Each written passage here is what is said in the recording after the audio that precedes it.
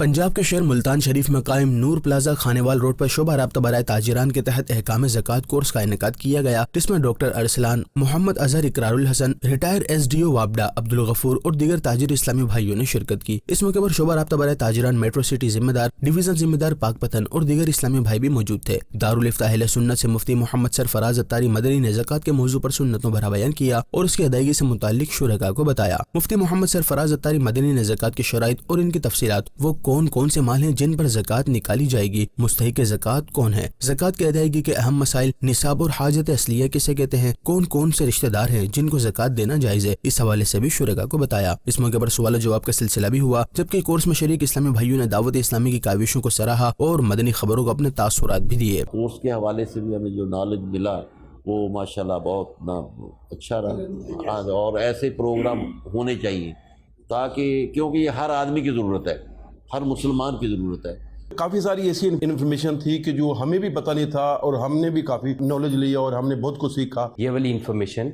जो हमें दावत इस्लामी के ज़रिए मिली है, हमारे पास इन्फॉर्मेशन नहीं थी, और हम ज़कात देने के और उसकी अमाउंट क्या होती है, कब सेलेक्ट करते हैं, सब कुछ हमारे पास, हम उससे ब्लाइंड थे। तो अल्हम्दुलिल्लाह आज हमने बहुत कुछ सीखा है।